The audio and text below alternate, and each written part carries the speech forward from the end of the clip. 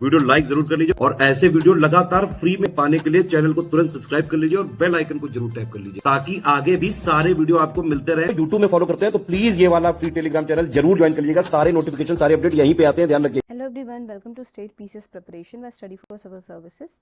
और पिछले लेक्चर में हमने हिस्ट्री में लेटर वैदिक पीरियड के सोशल और इकोनॉमिक लाइफ के बारे में डिस्कस किया था कि कैसे एग्रीकल्चर था और उनके साइंस एंड टेक्नोलॉजीज़ क्या क्या थी। बेसिकली हम पिछले सेशन में साइंस एंड टेक्नोलॉजी पे ज़्यादा फोकस किए थे कि जो मैथ्स था वो किन किन फॉर्म्स में था और जो आपकी एस्ट्रोलॉजी थी वो कैसे कैसे डिराइव हुई। पंचांग के बारे में डिस्कस किया था। ये डिस्कस किया था कि उन्होंने पंचांग की मदद से लोग सोलर और लूनार एक्लिप्स प्रेडिक्ट करते थे। ठीक है, अब आज से हम सेशन स्टार्ट करेंगे सूत्रकाल का। ठीक है, चलिए सेशन स्टार्ट करते हैं। Sutra literature was composed to summarise the Vedic literature.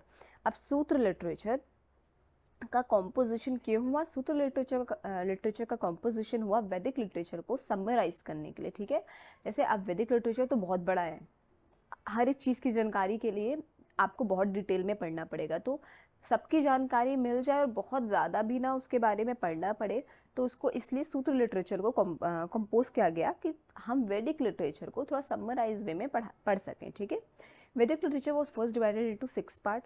वैदिक लिटरेचर पहले 6 पार्ट्स में डिवाइडेड थे, उनको वेदांग कहते थे। क्या कहा जाता था? वैदिक लिटरेचर वे फर्स्ट डिवाइडेड इनटू 6 पार्ट्स, जिसको हम क्या बोलते थे? वेदांग बोलते थे।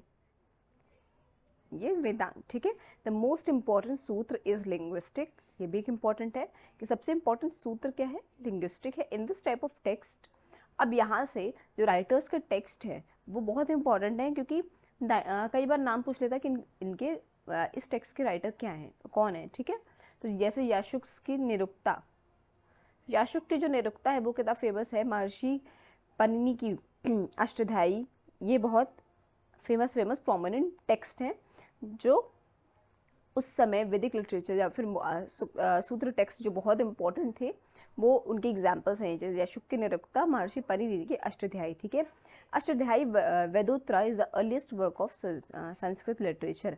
अब जैसे यहाँ से एक आपको नॉलेज मिल सकती है कि जो अष्टाध्यायी थी, ठीक है, वो किस लैंग्वेज में लिखी गई, तो यहाँ से कि Ashtadhyayi Vedottara is the earliest work of Sanskrit literature, तो किस लैंग्वेज में लिखी गई?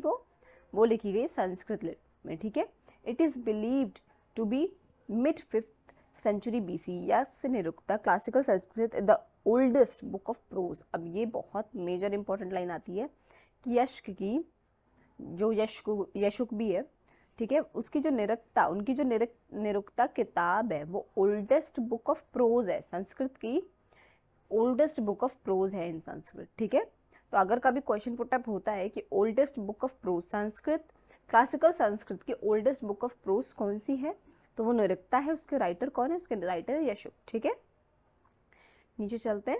अब सूत्रकाल सिविलाइजेशन। अच्छा, हमें सूत्रकाल सिविलाइजेशन की जानकारी कहाँ से मिलती है? ठीक है, तो सूत्रकाल सिविलाइजेशन की जानकारी हमें सूत्र लिटरेचर से मिलती है। कहाँ से मिलती है? हमें सूत्र लिटरेचर से सूत्रकाल सिविलाइजेशन की जानकारी मिलती है। ठीक है, अब जैसे हमें वैदिक लिटरेचर से वैदिक काल की जानकारी मिलती है, उसी तरीके से सूत्र लिटरेचर से हमें सूत्रकाल की जानकारी मिलती है। अब सोशल लाइफ पे आ जाते हैं।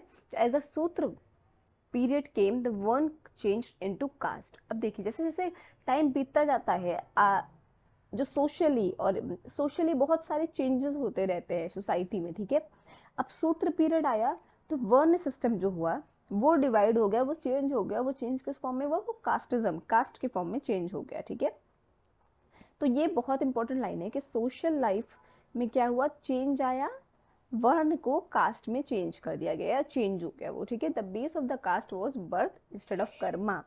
अब देखिए, जैसे आज चला आ रहा है, आज हम क्या हैं? आज हम इसी चीज को तो फॉलो करते हैं कि इंसान का जन्म जिस भी घर में हुआ है, ठीक है, वो उसी कास्ट से फिर जाना जाता है। ठीक है, कोई यदुवंशी है, कोई रघुवंशी है, मतलब ऐसे ऐसे करके कई बहुत सारे मेजर माइनर सब तरह के कास्ट हैं। प्रो डिविजन भी SC ST। इसी तरीके से पहले क्या था? हमने ऋग्वेदिक में क्या देखा था कि कर्मों के हिसाब से डिवीजन था, बट अब वो पूरा सिस्टम चेंज होकर आपके बर्थ के हिसाब से डिवीजन होने लगा। ठीक है, the base of the caste was birth instead of karma. ठीक है, और जो कि बहुत गलत चीज़ है। हमेशा कर्मों के हिसाब से डिवीजन होना चाहिए, कोई डिवीजन नहीं होता, नहीं करना चाहिए बर्थ के हिसाब से। Intercaste marriage and catering where band. अब देखिए इंटरकास्ट मैरिज, केटरिंग वेयर सब कुछ बैंड हो गया, ठीक है। आज भी बहुत जगह होता है इंटरकास्ट, बहुत जगह ही होता है, हर जगह ही है लगभग ये इंटरकास्ट मैरिज बैन है। इंटर रिलीजन भी बिल्कुल बैन होती है कई जगह। द फर्स्ट 3 वर्ण ब्राह्मण क्षत्रिय वैश्य टुगेदर वे इक्वल द्विज। अब ये एक इम्पॉर्टेंट, बहुत मेजर इंपॉर्टेंट लाइन है कि पहले 3 जो वर्ण हैं ब्राह्मण क्षत्रिय और वैश्य, उनको क्या कहते हैं, उनको द्विज कहा जाता है। And way consider separate from शूद्र, ठीक है, सेपरेट फ्रॉम शूद्र। शूद्र सबसे लोएस्ट आ गए, क्योंकि वो पहले क्या था, शूद्र कौन होते थे, जो किसी के अंडर काम करे, नौकर बने या किसी की बांदी बने, उनको हम शूद्र बोलते थे। बट अब क्या है, शूद्र आप कोई भी अगर SC ST या फिर कैसे भी छोटे कैटेगरी या फिर जिस कैटेगरी वाइज अगर छोटे कुल में पैदा होता है तो उसको हम शूद्र ही मानने लगते हैं, ठीक है, जो कि बहुत गलत प्रथा है समाज की। पदनी मेंशन 2 टाइप ऑफ शूद्र, 2 तरह के शूद्रों का उल्लेख किया गया पदनी द्वारा। कौन से थे? Exiled residing out of the city और non residents residing within the city limits, ठीक है। They did not have the right to study, perform yagya or chant Vedic hymns. Their only job was to serve other ones. According to Vashishtha, Shudra near the cremation is considered to be impure. अब शूद्र near the cremation कौन, जो मतलब शमशान के पास लोग रहते थे शूद्रो लोग, उनको तो इम्प्योर ही माना जाता था। और जो 2 तरह के शूद्र थे, जो एक सिटी से बाहर रहे और एक सिटी के अंदर जो रहते थे, उनके लिए तो बहुत बाउंडेशन थी, वो पढ़ नहीं सकते थे, यज्ञ नहीं कर सकते थे, वैदिक मंत्र नहीं चैंट कर सकते थे। उनका काम सिर्फ और सिर्फ दूसरों को सर्व करना था, ठीक है, अदर वर्न्स को सर्व करना था, ठीक। आज का सेशन यहाँ एंड करते हैं। आई होप आपको समझ में आया होगा।